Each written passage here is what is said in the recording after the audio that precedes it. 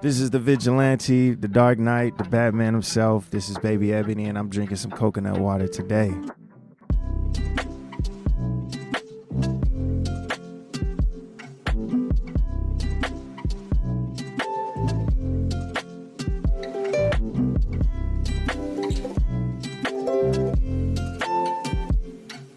Is coconut water your go-to? It's not my go-to, but I'm thinking about adding it into my go-tos. Yeah. Okay. I've been drinking coconut water for like a strong month now. Okay. Yeah. Was there anything specific that was like, I should start drinking coconut water? Just healthier, a healthier choice, different flavor. Trying to stay away from a lot of sugars. Sure. So. Yeah, I struggle with that. Yeah. I have a tray over here. You can't tell had cookies on it because I ate them all last night. Are you a big water drinker? Yes. Okay. Yes. So you've always been a water drinker. Always, Now yes. we're just adding a little bit of other things to it. Yes. I used to be somebody who was not anti-water, but so when I was growing up in the small town that I grew up in, we had a Pepsi bottle machine in the locker room. And so, wow, pre-game, post-game, I was drinking a bottle of Pepsi, so I was drinking a lot of that processed that is sugar. crazy. Yeah, it is insane. I was eating like McDonald's before games and stuff too. Like, I don't know, my metabolism was great, my work ethic was great, but my dietary habits were not that good. Yeah. But I never really, even through sports, I never really understood the power of hydration, like through just water. Is that something that you feel like you've always kind of known, like, is an important thing? No, I was kind of like you in my teenage years. I would drink a lot of juice, a lot of pop, but I mean, I would always drink a lot of water. I just didn't really understand the importance of it. Sure. So, as I got older, as I, start exercising a lot more sports, I was like, yo, I'm cramping, I'm tired, I'm crashing. Changing my drinking habits to just water, I could tell a big difference as far as like my energy, my endurance, like my muscles. I can do things a lot longer. So I was like, I should probably, drink a lot more of this more than, juices and pops and stuff like that. Do you have a particular brand of water that you like? Or are you a tap guy? I mean, any spring water for real. Okay. Any spring water. I mean, I'm not bougie. I could drink tap water for sure. For sure. Yeah. And then if we're talking spicing it up with a little meal, sparkling water for sure. I'm not a big fan of sparkling water. Man. I think which is strange because I like a lot of carbonation. So you think that I would like that, but I, for some reason, can't come around to it. Is there a particular sparkling water that I haven't tried yet? Do you think that no, you would recommend? If you don't like it's an acquired taste. I try to put people on. They take a sip. They're like, "Yo, you're gross." I'm like, all right. That's a whole bottle for you. Yeah. So more for me. I love it. You talked about water hydration for sports. I recently discovered, I probably figured, but I recently discovered that you're a hooper as well. Yes. You're coming back from an Achilles injury. Yes. You're actually the second guest in the last 3 weeks that I've had that is recovering from an Achilles injury. Oh my goodness. You said that happened in April? April, yeah. Okay, so this is December. So 8 months 8 months. That's not a long time to get back to physical activity. No, but because I'm healthy, because I drink my water. The doctor said that I'm healing like at least I was 2 months ahead of schedule. Okay. So I was able to get back on my feet and baby steps, of course. Yeah. But just going to physical therapy, going to the gym. I'm able to run, but I still can't jump. So, I mean, I'm not going to touch a court until like a year and a half. Sure. Hey, y'all. Patrick here. Punching in real quick to let you know that you're about to notice a jarring shift in our conversation because it was right around this point that the PodTrack device that I used to record the podcast died. Unfortunately, I did not realize that the podcast thing had died until about 10 minutes after this point in the conversation. And so I'll talk a little bit about what we covered in this missing 10 minutes in the table notes section, but I just want to let you know the jarring shift in conversation that you're about to experience is because Patrick messed up. So appreciate y'all being here, and now back to my convo with Baby Ebony. Do you do all your writing in studio? Is that like where you like to create and write, or do you sit at home? Like sometimes I would be doing a lot of my work here at the counter, but like where do you like to create it? Really, it can happen anywhere. I don't necessarily. I don't like going to the studio and writing. Oh, okay. Yeah, I like to have whatever I'm going to do there done. And like we start cooking it. Yep. There's no writing. I don't like writing in the studio. Okay. At home, in the gym, at work, on a walking wherever, but it comes from the experiences. So I like to go out and just experience life, and then these moments can translate into some lyric that will then create a song, and then boom, that's how that process works for me. Yeah. Are you like a in the moment, I'll jot down the idea, then develop the idea later? Or is it like you live life 3 weeks later, you're like, man, that was a thing that happened that impacted me. Well, I'm going to put that experience in. If it happens right then and there. Okay. Like if I hear something, I have to record it right then and there. Okay. Sometimes I might not even, necessarily write it. It would just be punch-ins. Sometimes I might not use it. I might not actually physically write it down, use a pen or use my phone. Yeah. It would just be punch-ins, line for line, just recalling what happened or what experience I was going through. In my opinion, I feel like that makes for the best authentic records. Sure. For me, at least. Sure. It's a lot of, more raw emotions, not necessarily condensed or processed yet. Yep. Just like what it is in that moment, and this is how you felt. So I like that creative process that I have. For sure. I like that too. I'm a very in the moment person because like I can store, but like if I store, I'm for sure not coming back to it for like 3 months. I said 3 weeks. It's going to be a long time before I get back to that thing. And at that point, I can lose maybe some of the creation or creativity that I had for that initial idea. Absolutely. I feel like something I do a lot is scramble to remember. What was that? What was that line? Or what was that thing that I just wrote? Mm-hmm. And so I like the idea of just like stopping what you're doing, just like I got to get this out. Yep. Where have you is that like something you've always done in every aspect of your life? Is it like I just want to do, like, or where does that come from? You think? This is new for me. I'm like okay. approaching things a lot different. I am a person that is in a shell, in a bubble. Yeah. So I don't do things in the moment, or I didn't do things in the moment. Now I'm more in the moment. Okay. So when something is, I'm just going to act on it. Yeah. And I feel like, I don't know, a lot of good things have happened since I've approached life in that manner. Yeah. So I resonate with that a lot because for 30 years I lived my life one way, and then I had quote unquote epiphanies that have now led me to lead my life in another way. Yeah. And I realized like, oh, there were a bunch of shit in my life in that first 30 years that I was like either deeply, deeply rejecting and suppressing or just completely oblivious to. And now that I am aware of like that part of me, I realize like, oh, I can now operate as my most whole self. Yeah. With the understanding that like, I don't know that I might ever be like quote unquote whole. Yeah. Does that make sense? Yes. What are some of like those impactful things that have happened in the last X amount of days or years that have kind of led you to make this shift? Yeah. I took a little hiatus. I was dealing with life. Yeah. And during that time, I think I realized like at some point you kind of just learn that, okay, this way of doing things might not be the best way.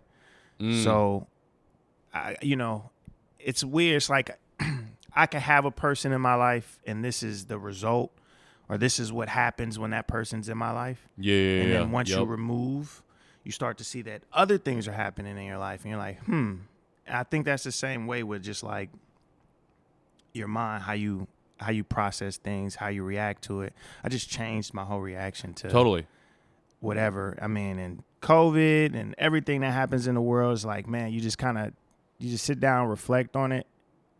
And for me, it's like, how can I create a place for the people that I love and the things that I love, and then just try to expand it outwards. You know, 100%.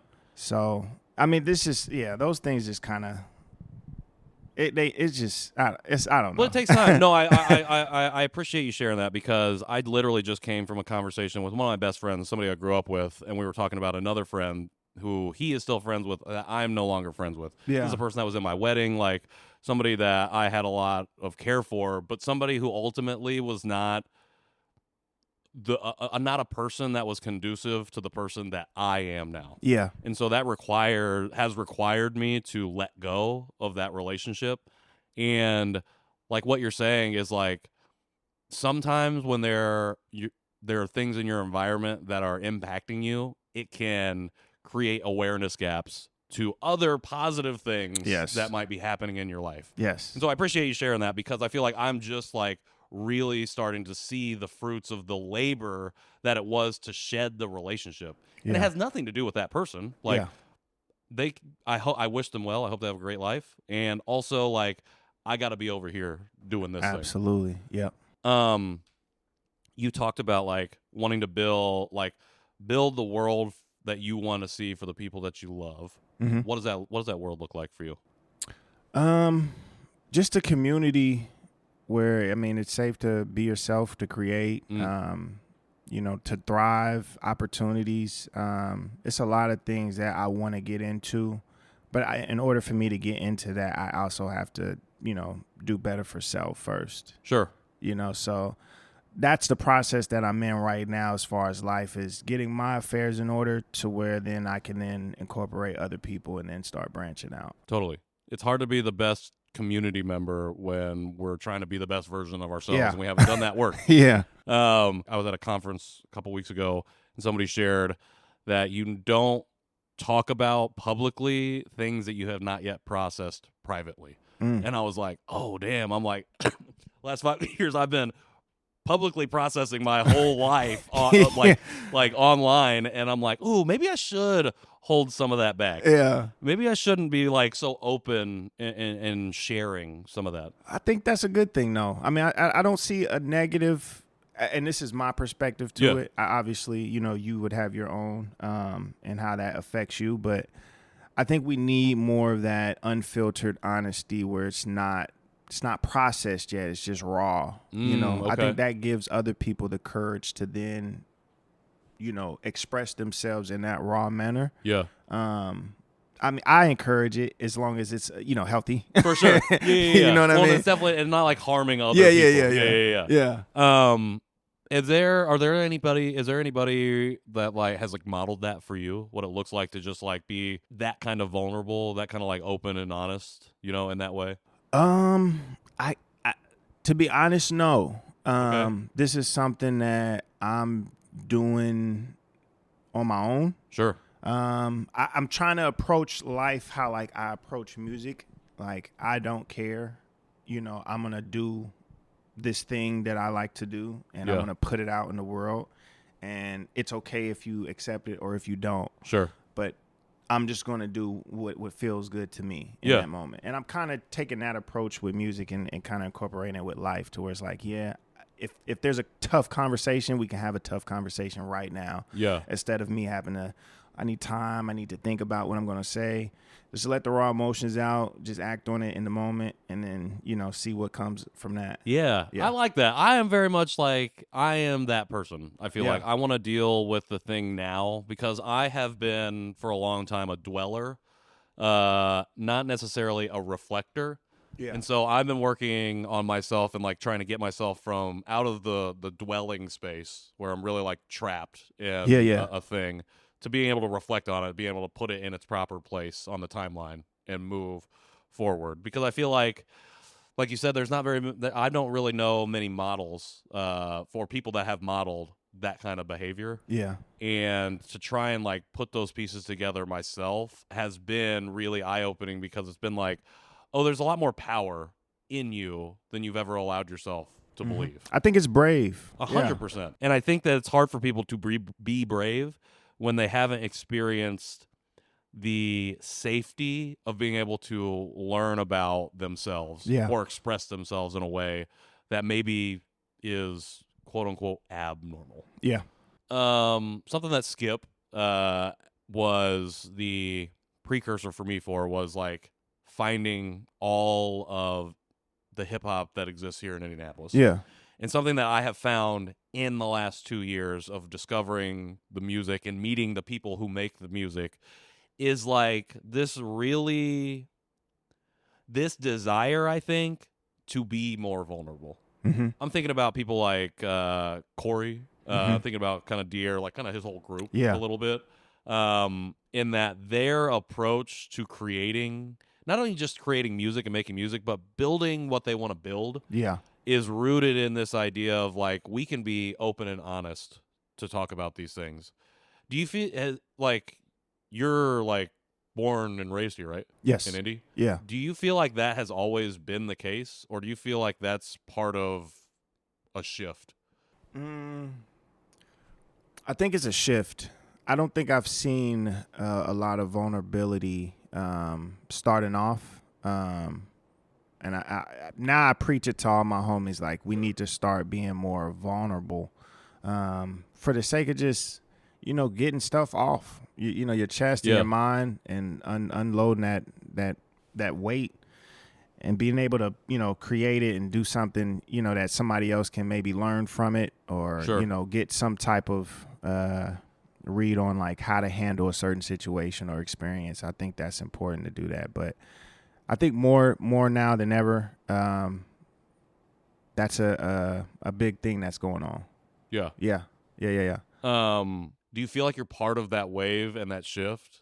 Do you see yourself as part of it, or Yeah. is it like okay? I mean, I have like, I have records where I am very vulnerable. Sure. And then I have records where I'm not, but the things that I haven't released are the most vulnerable. Totally. And I just want to present that in a really crazy way. Okay. So it will be more vulnerability, but right now we're just gonna do the fun and the bounce. Well, I guess that's past because me and Distinct got some stuff. I'm excited for that. Yeah. That's gonna be good. Yeah. So when is that coming out again? I can't tell you that, Okay. I can't tell you that. Okay. He would lose it if I said something. I'm like, hey, dog. That would be the cold open to the episode. Just like that is that's the one part that people are listening to.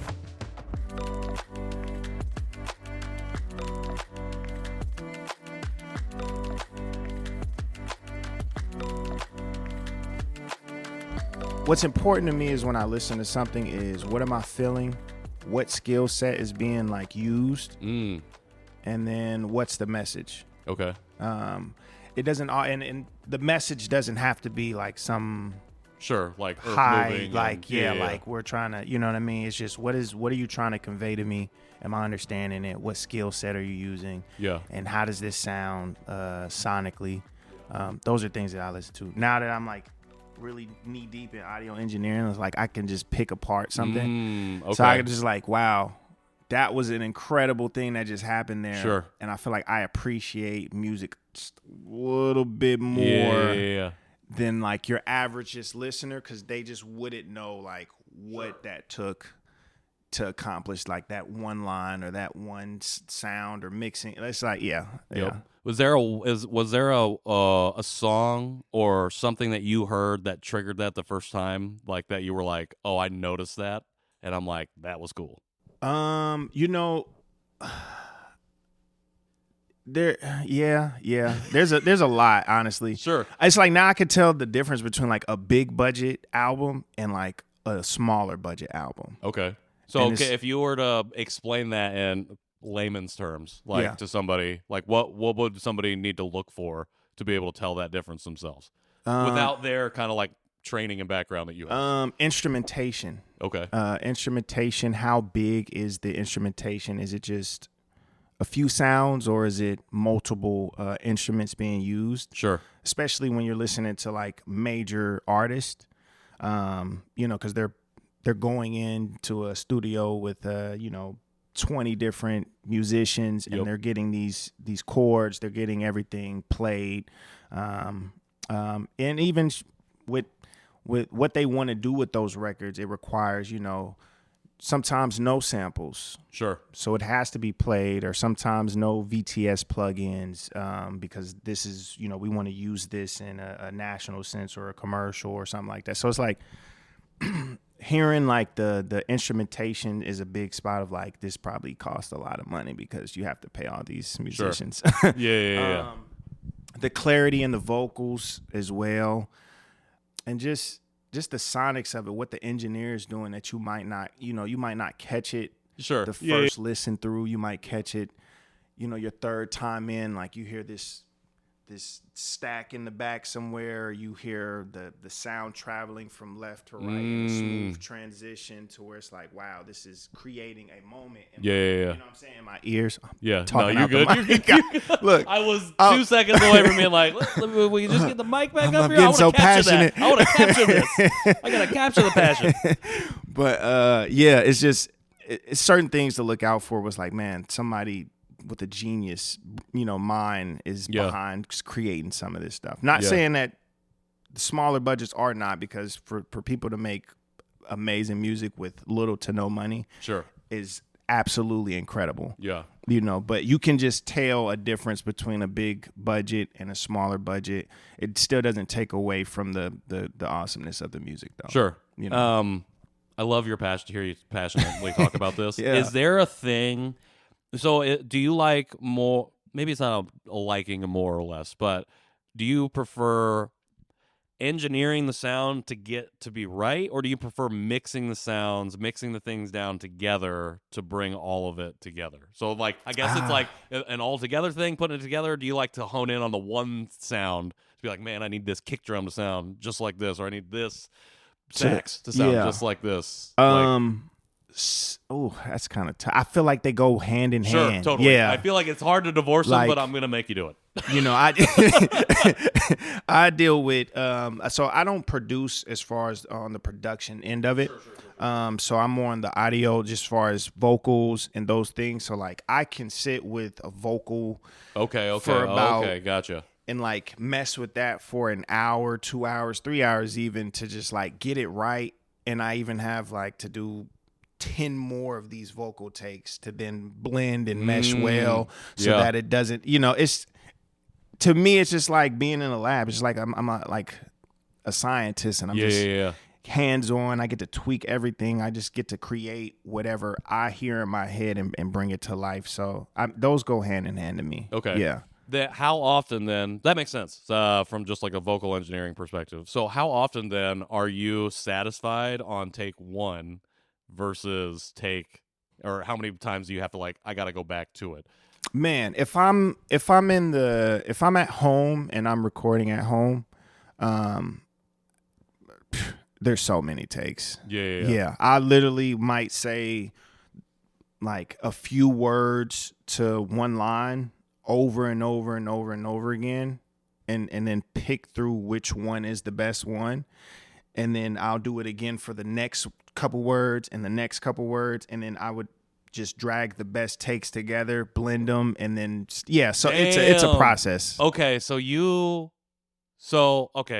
now we're getting into the recording aspect of it. So when you record, do you try to go through like a whole verse or whatever first and then lay it down, then go back through to build it out, or what is that? And you don't have to give the game away and how you like your recording secrets, but I'm really interested because, again, so I don't know, some people know this, I don't know if you know this, but I used to rap for like 10 years. I started in like 2010 and was here in the city just in my own room doing it. What? I have a lot of stuff out that is still out. Anyways, I that gotta is look how this I did up. that. But though, and I didn't know if wasn't really connected to anybody who was doing music. Yeah. Like 2 people here in the city, and so I didn't get to see other people and how they recorded, other than what I saw on YouTube. Yeah, that's how I recorded. I would try and lay down a whole take, but then when I was by myself recording, I was getting to like lines, and then like I would record 30 takes of it, and then I would go through and blend it, and I'm like, is this inauthentic? This feels like not the way to do this. No. So now I'm interested, like how do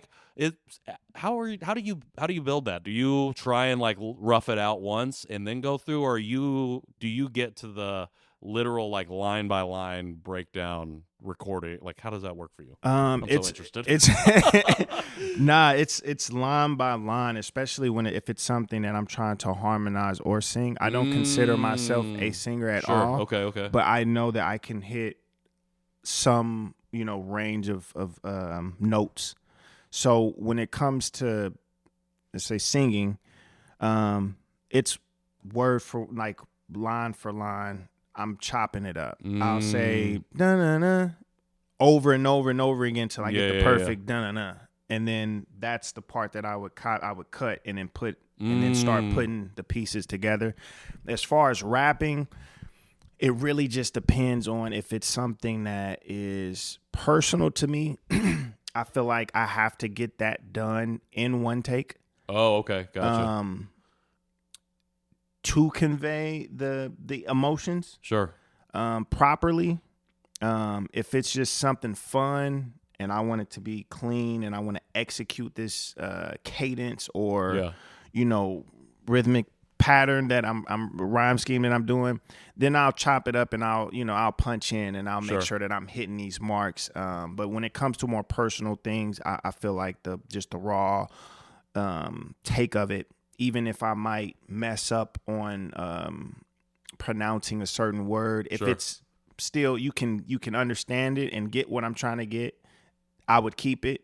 If it's too like that's I completely dropped the ball on that, then I'll do it over. But I tend to have those two different methods for sure. Okay, yeah. I felt like the punch-in method to me felt like I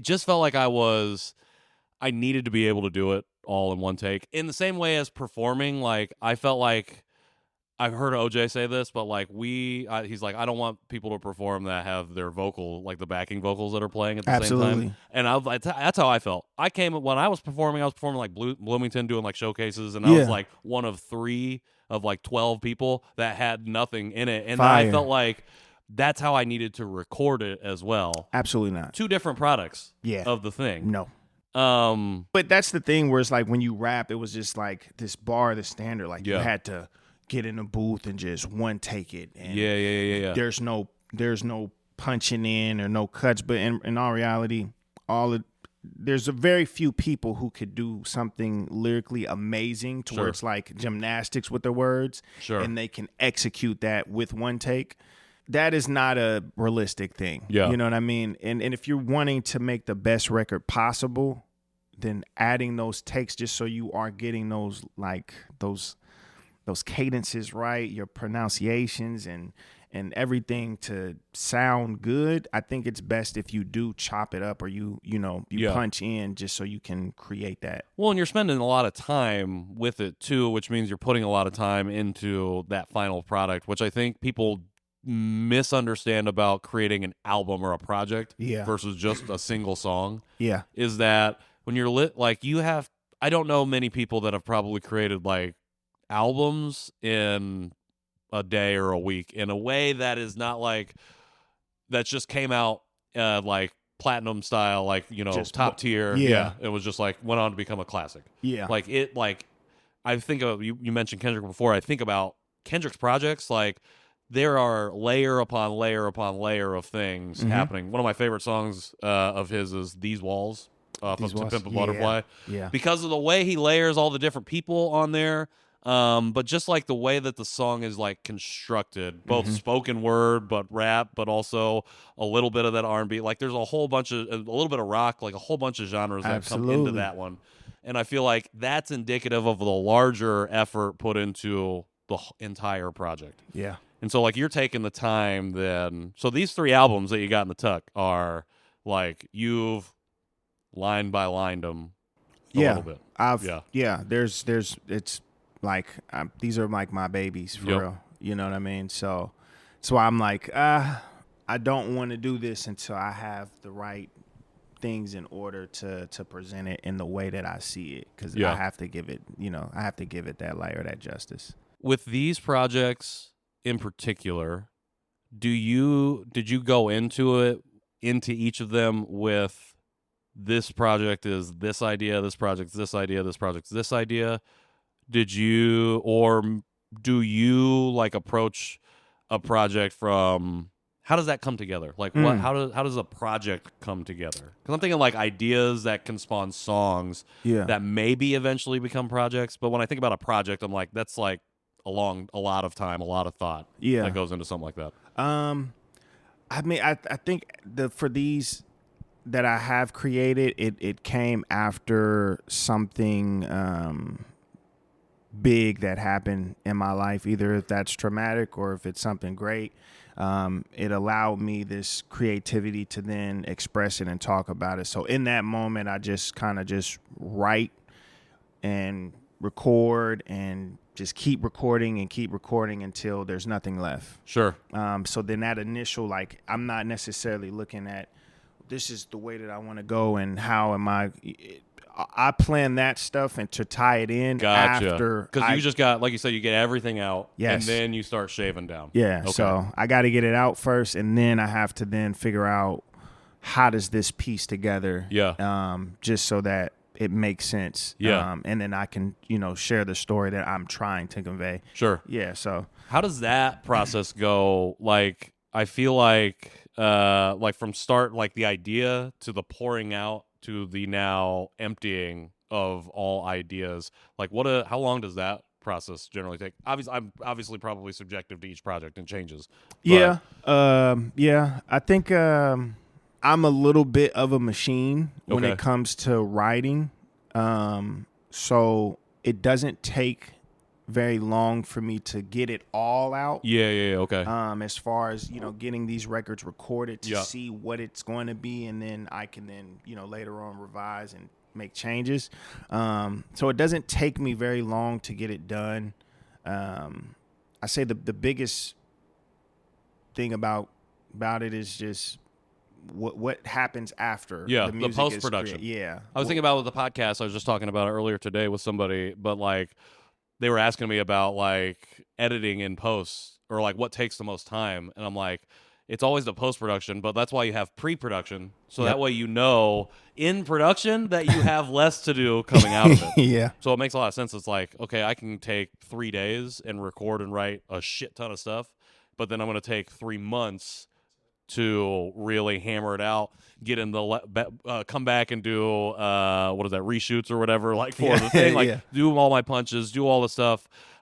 Is that when like skits and like other things that like, do you do stuff like that, like filler things that come into a larger project? Yeah. I mean, this is really like Don't Ask Me is like the first time that I added a lot of like skits in there. Sure. But that's not really a lot of skits. But when it comes to the things that I have, like I said, I just want a different approach versus like how can I do something creative and different for me and try not to, do something that has been done. So that's like the hardest part about this is like we get all of our creativity from those before us or like our ideas. We get a lot of that from the people before us. So it's like sometimes right now I'm just on like a whole flush of like not consuming music. Okay, sure. And if I am consuming music, it's from those who I don't admire the most. Or I might just not even listen to this genre. Gotcha. Yeah. Right now I've been listening to like no hip hop at all. No hip hop. Yeah. Anything in particular that you've been enjoying recently? Man, front to back, which is crazy because I guess he's considered pop too. But what's his name? Gene Dawson? Glimmer of God is like I've been listening to that like front to back. Gotcha. Nonstop. Are you an album listener or are you a playlist guy? I'm an album listener. Same. Yeah. I'll make my own playlist, but yeah, I'm like I want to listen to the whole thing. Yeah.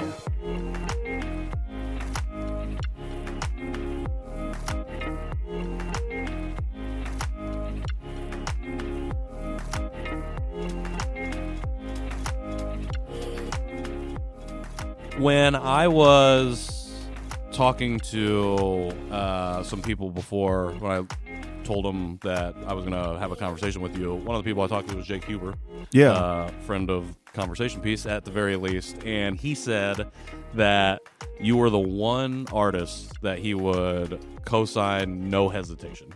Like, you were the one artist that he would fully back regardless of whatever it was. Like, he was like, you need to have him on the podcast. He's like the one guy. Wow. What do you think when you hear something like that? Man, it's a crazy experience for me. You know what I mean?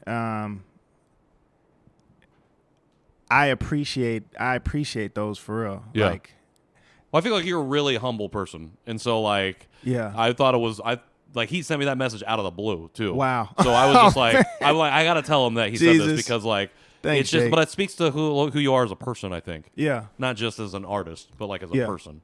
Yeah, I appreciate that from Jake. Man, you know, I try not to let like the way my brain works is, you know, here, you know, there's like you know, you could be like a city celebrity or like someone of notoriety, and it's like, to me, I feel like we're all in the same boat. No one's better than the next person. We're all just trying to create and like live our lives. Totally.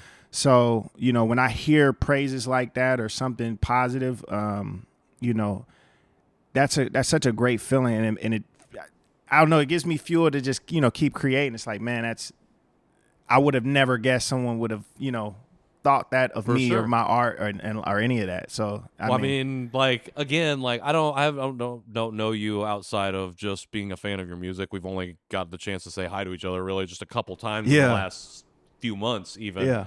But from what I have heard from other people, I would say that you are held in extremely high regard as a human being, not just as a musical artist. Yeah. But then when it comes to music, you're pretty goddamn good. Thank you. I will say on the flip side of like, just like this is a great human thinking about you as an artist. I've had another person tell me that you were the one, like you were, if there was a pop star from Indy, you would, maybe not pop, but pop, if there was a star from Indy, that's what you are. Like you embody that. And I will say your stage presence, the way you move on stage, even though I just saw you at the Butter stage and like the stages I've seen you on are like physically smaller, like I would have to agree. When I think about you and I think about Corey on stage, there's something like global about your movements, not even what you're saying, but like there's something that transcends just what we would consider to be like the hyper localization of an artist. So like you're not just a rapper, but you're an Indianapolis rapper. We want to lose maybe some of that like geographical like baggage and just be like, I just happen to live here. I'm just an artist. Yeah, I'm just an artist. And so like what are you thinking when you're on stage? What's going through your mind? Man, you know, it's different stages. If I don't feel like I'm prepared, then I'm thinking about how am I about to, you know, not embarrass myself on stage. I get that. I get that. If when I'm locked in, man, then I just kind of zone out and I just have like this like, I don't even know how to explain. Like I'm in a different realm and I'm really just rapping to no one. And I'm just in my own little world, and I don't care if I look funny. I don't care if I make a funny face. I don't care if I'm just lost in the sauce at that point. Yeah. And I just keep throwing this mic around. And I'm so sorry. You're good. No, you good. But I mean, I'm just kind of just lost in the sauce, and when I'm like, when it's locked in, and I just do me. No, that makes a lot of sense because like there was a moment where you had a cap on. And, like, the brim is low, and you can't see your eyes. And I'm like, this dude is locked in. Yeah. I'm like, this dude is, like, this is in demon time right now. Like, this dude is ready to go. Yeah. And, like I said, like, there's something about the performance aspect of it. Not even what you're saying or, like, even, like, if you turn the sound off, something just about the movement that you make. And I think the same about Corey. Just transcends what it means to be from somewhere and to be about the thing that it is that you make. Just to be an artist. Yeah. I heard B Swift on a conversation once say he's always nervous before he does a Pacers thing or anything that he does. Mm-hmm. He says the moment that I'm not nervous is the moment I know that I need to retire or do something, move on to something else. To something else, yeah. Yeah, because like the nerves are like showing me like, oh, I'm alive and like I want to do this thing. Oh yeah. And so like I think about especially performers, like is there that sense of nervousness or like how do you get into this idea of performing in that sense? Yeah, I'm nervous at least 10 minutes before it's time for me to go on. Okay. I'm like, nervous prior. like Jesus, I'm about to be in front of people. Like, you know, I don't know what people's perception is of me. I'm like I'm an introvert. You know what I mean? So if it's not my bubble of people, you know, I know how to mingle. I know how to communicate and all that. But like, if you don't have to, if I don't have to, I'm not going to do it. But, you know, these performing is a way to help me get out of that. For sure. You know, I'm nervous like 10 minutes before going on. And then the first song is like this is the only song that you're allowed to be a little shaky on. Okay. And then after this song is over with, it's like go time from there. Okay. So like, I don't know. I've like seen like, you know, footage of like my performances and I could just see how shaky I am on the first song. Sure. And then after that, I'm like different person. Brim down. Yeah. Eyes gone. So yeah, that's just it for me. Okay. So you got this record coming up with Distinct. You got 3 records on the way. You got a record out right now. You got a lot coming. Besides those things, like what's next? Like what are you really excited about? Like what do you got going on? Like what are you really interested in doing? Yeah. Besides recovering from your Achilles? Yeah. I think the next stage for me is really just diving into a lot of different avenues. I have been getting into acting, so right now I am working on a short film. I can't really say too much about it because but I'm doing a short film, so I'm getting into acting. Okay. Which I've done some acting before, but I think I want to dive more into it. That modeling a little bit. Music is always like for me. And sync licensing. I don't know. Getting into what does that mean? Is that like the back end side of music? Not necessarily the back end. I mean, you're still creating. So like, you know, like I told you, I just want to be in a lab and create is like for me. Yeah. This is essentially that. But it's like, you know, businesses, corporations, like they have this syncing company where they'll say, hey, we need, you know, an anthem for this, and we need, you know, this type of song for this and that, and then you just ESPN's got a new show, and they need a theme for the show. Or it could just be something in the back. You know what I mean? Like, okay, yeah. Like right now, I'm working with Round Table Studios. Okay, and you know, I've worked with them on So I've done some syncing licensings with them, and we're you know, that's something that I want to dive in more to next year for sure. Anything that gets you just in that studio as often, well, not necessarily as in the studio as often as possible, but like it's just different avenues for being involved. Whatever, how I see my life is creating, and then whatever I make from that, creating a space for others to create as well. So, you know, my whole goal is to just let me be in a lab, create, you know, and make a living off of it. And then be able to then give back and create, and you know, the same, you know, thing that I've had. So you're acting. Would you ever score a movie?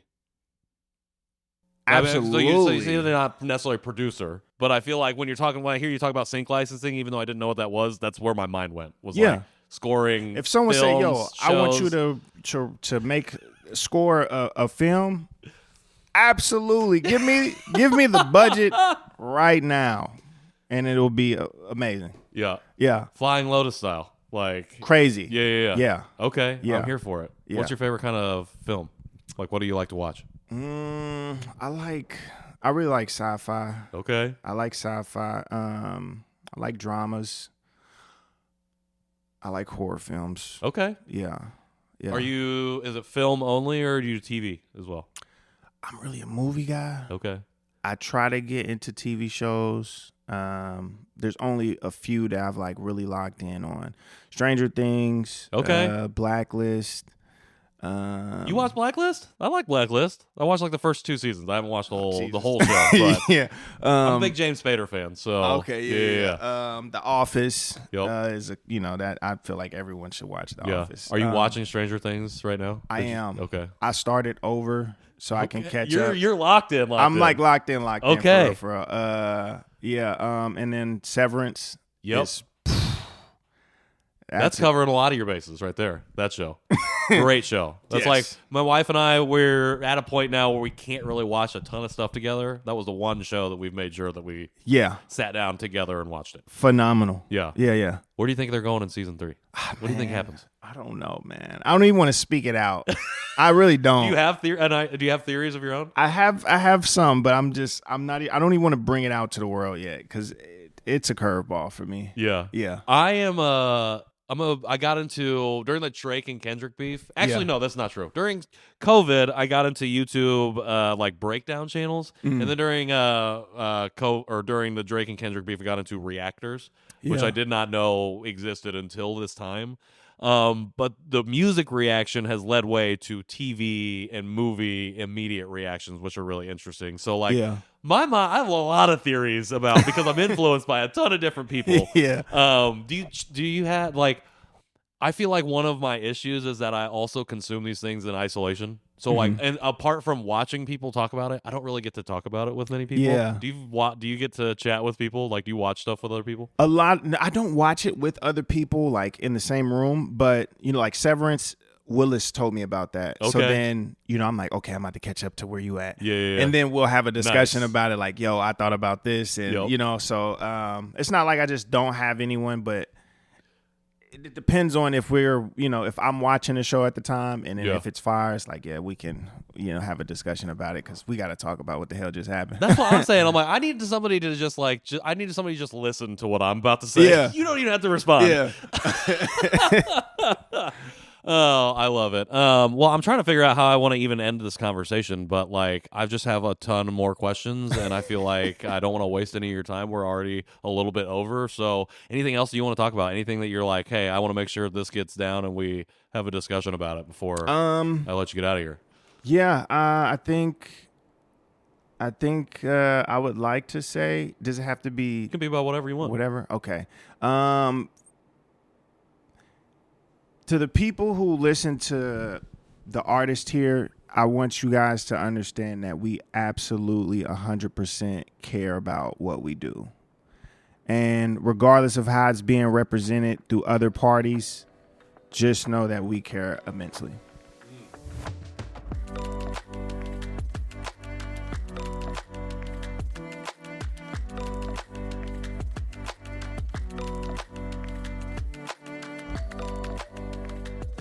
When are you going to start leading these conversations? When are you going to start the Baby Ebony podcast where we start to have difficult, vulnerable conversations about the hip-hop community in Indianapolis? Me and Willis did have an idea about some things, but I mean, I'm reachable. Anybody wanted to, if you got my Instagram, you can DM me. We can have a conversation in person, or I can, I'm trying to figure out a way to create a content where I can then just start speaking on these things. A few people have told me I should, and I get a little passionate. I'm a little PG right now, but usually I get a little turned up. I'm the same exact way. But hopefully next year, more of these conversations will be had, recorded, and shared for people to then start to raise some questions and try to get involved in them. I'm here for it. All right. I'm gonna make you answer the question of the week because I've been thinking about it a little bit now as we come into the end of this, and I'd be interested to hear kind of what you say because I don't think it would be big. I don't think it'd be Biggie, but it might be. The question of the week for this week was, what's a musician or musical act that you believe people need to hear at least once before in their life. They have to hear it at least one time in their life. When I picked this question, I was like, this is a difficult one for even me to answer. Yeah. Because there's so many people that I feel like, well, I think you should just hear this at least once. We've talked. I appreciate you sharing kind of the passion, especially about the technical side of like audio engineering. And so I'm really interested in like when you think about one thing that people would have to listen to, like what that would be. Because while your roots are in hip hop, like I think your interests lie across the board. Yeah. So what do you like? Oh, I'd be interested. Who do you think? What do you think would be the one? Sade Adu. Okay. Yeah. I say this because, if you listen to my music, sometimes I play with my vocals. Sure. And I like to, try different things. I feel like she was one person that I was just like, this is the most craziest vocal take I've ever heard in my life. And she can do it in the middle of a run and Okay. Very beautiful voice, very powerful. Yeah. I think people should at least listen to her, Yeah. Yeah. Is that something you listen to through family, or is that someone you discovered on your own? On my own. Okay. Yeah. Not through family. Do you remember the first time you heard and were like, oh, fuck. Like, I just heard something. But I think I was like 16. Okay. And I thought it was the most beautiful shit ever. I was like, I was getting teary-eyed. I'm like, this it's like touching my soul right now. Like, this is crazy. I'm like, this is amazing. So I was like 16, man. I think I was just walking home from school. Damn. And and it just came on. Yeah. I was like, this is crazy. That's fire. Yeah. I feel like that doesn't happen as much anymore, where you just hear a thing that you never, I don't know, because of like streaming and stuff, like you kind of curate your own thing that you're listening to. Mm-hmm. Or rarely do you get to just be like, boom. Yeah. I'll say, kind of unrelated, but when I was in middle school, that was when the radio was still the thing. So my mom would drive me to school, and this is when Indie Club came out. Oh, and wow. I would literally make my mom wait in the school parking lot until that song either finished or came on, because they said that it was coming on 96.5 or 102.9. That's fire. And like that was my shit. That and Linkin Park at that time. That's Those tough. were the two. Yeah. Those were the two.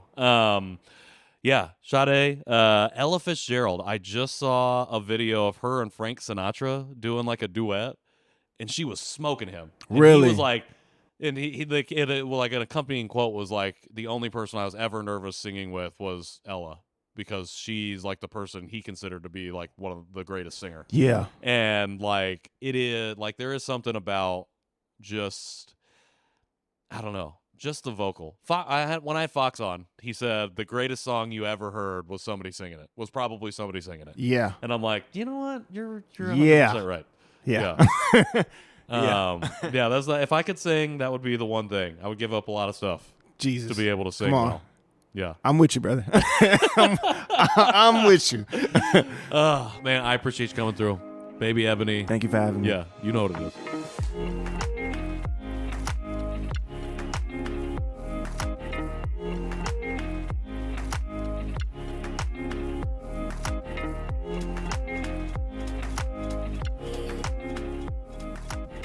I hope you all enjoyed my conversation with Baby Ebony. As I said at the top, we lost about, I will probably say it's closer to 15 minutes of conversation, maybe even pushing the 20-minute mark. I'll never know, because the thing died and it did not capture it, and I was not exactly paying attention to the time. So, in the ether of my kitchen lives a conversation about mostly pertaining to his song crafting, and talking about Don't Ask Me, the EP album that he recently released. And we got into a little bit of the album, and how that kind of came together, which is why we punch in where we punch in regarding how do you go about creating and recording in the booth. So that's what happened. I totally just missed the lights going off on the Zoom pod track. Absolute 100% user error. All on me. If this was an accident, insurance would be right on me because it was totally my fault, and I'm admitting it here on recording. So that happened. It's fine. The thing is, I knew that it happened. Once I knew that it had happened, I made the internal decision to extend whatever conversation we were about to continue having. And we talked for a long time. We could have talked for at least another hour. I had a lot of questions, a lot of things that I wanted to dig into, and I just had a really great time chatting with him. He's an awesome person, as you heard us talk about, like a really great human being. And that's not just me saying that. That is other people saying that about him before I even ever met him. So I feel really thankful and grateful and privileged to have been able to have this conversation. So make sure you go check out his music, follow him on social media. We got that tagged in the show notes and the Substack, wherever you're finding us. Check that out. Episode 5. I want to do a quick couple fact checks here while we wrap up this episode. Thank you all for tuning in to my conversation with my favorite state senator, Andrea Hundley. We talked about redistricting, and there are a couple things that we shared in here around numbers that I just wanted to give a little bit more clarification for. The first one is we said that the state or registered voters in Indiana are 60-40 Republican Democrat. Those percentages are not specifically accurate, even though we affirmed that as generally the case. So the context I want to give here is that the 60-40 Republican Democrat split is generally how the voting shakes out in terms of what a candidate walks away with in terms of voter share. That doesn't necessarily mean it is indicative of what the registration numbers look like.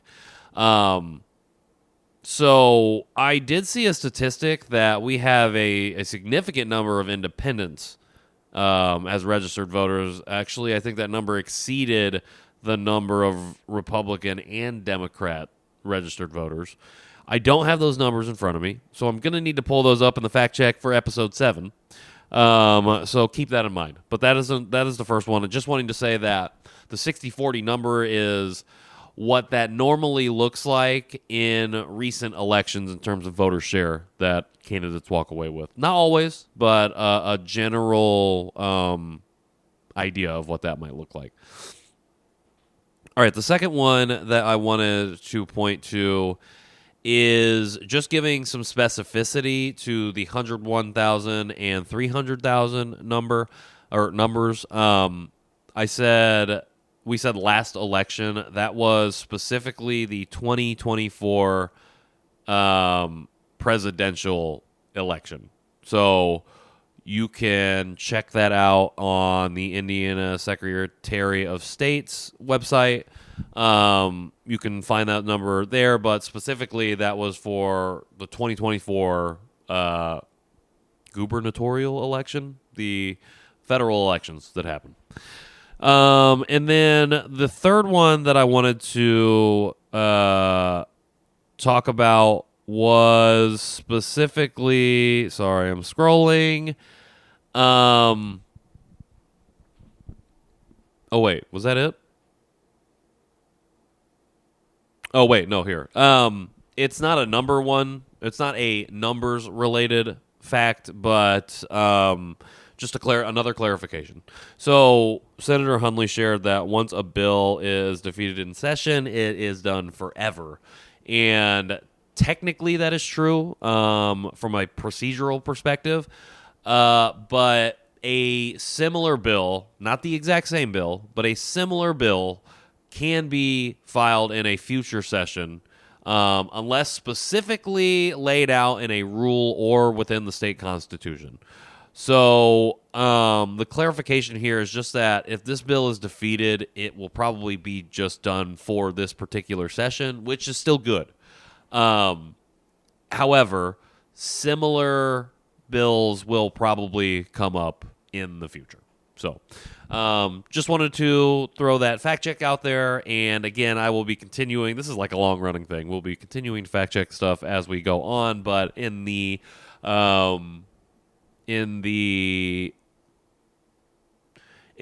order to be as transparent as you can possibly be, we just want to own up to our mistakes when we are making them. So if we are making mistakes that you see or hear or think that we should be talking about and correcting on the record, please let us know. You can follow me at Patrick in the World. You can follow the main podcast, Conversation Piece Podcast, at Conversation Piece Pod. And you can follow this directly on Substack.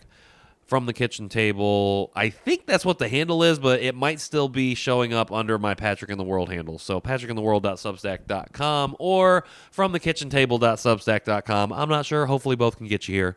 Come hang out. I appreciate everybody who's been here so far and who's been tuning into the show. If you are here at the end of the episode, thank you. I appreciate you giving us an hour of your time. It really means a lot to me. This is actually going to be the pilot in for the rest of this month, the start of a daily show. So From the Kitchen Table is about to pivot to being daily.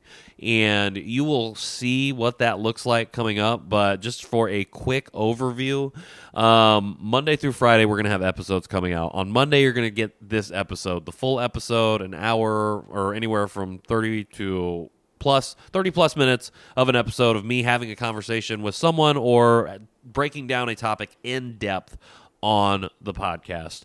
And then for Tuesday through Friday, you're going to get shorter episodes that deal with different topics specifically. And man, I am not good about having stuff prepped and pulled up ready to go. But specifically, you're going to see me breaking down little topics in little bits each day. Probably anywhere from 3 to 10 minute episodes and digging into stuff like what's going on in the city. I tackling politics in Indiana specifically and trying to break it down in as plain of language as I can provide, with the caveat that I am not a legal expert. So take that with as many grains of salt as you need. And also talking about ideas from our flagship conversation that happens on Mondays, and thinking about an idea and how we can take that forward and how that's impacting me.